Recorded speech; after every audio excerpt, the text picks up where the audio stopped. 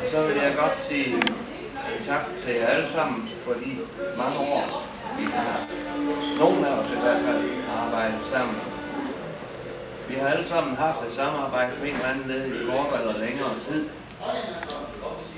Og det har spændt fra Trafikselskabet Vejle Amt, og det har været Sydtrafik. Jeg har haft 23 år, og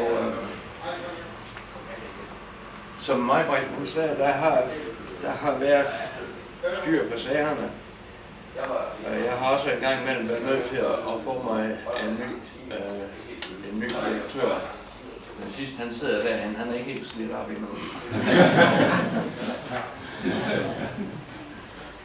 Jeg har de sidste 14 dage, 3 uger gået herude. Det har sådan været lidt af hvad skal man sige, lidt af en omvæltning for mig. Fordi jeg har i mange år efterhånden gået og passet mig selv. Og så pludselig jeg skal have så mange mennesker om sig. Man kan blive helt euforisk. Så vil jeg gerne sige tak for de smukke gaver.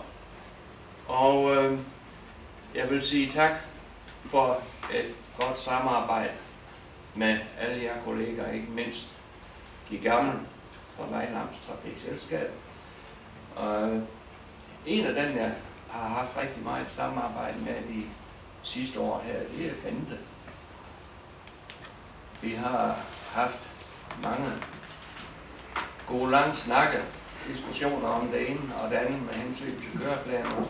Og det ender som regel med, at Bente hun får sin vilje, og jeg får som jeg vil have. Og det er jo det hele handler om. Det er kompromisløsninger, og det ser vi jo en gang efter den anden. Det er det, vi kommer længst med.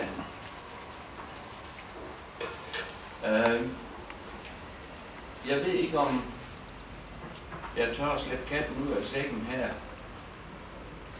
Bunde han nikker. Jeg er blevet tilbudt nogle timer som servicemand her på stedet.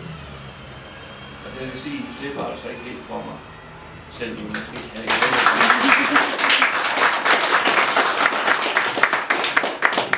Tak alle sammen, og ikke mindst tak til HC, som har konfirmeret den ordning.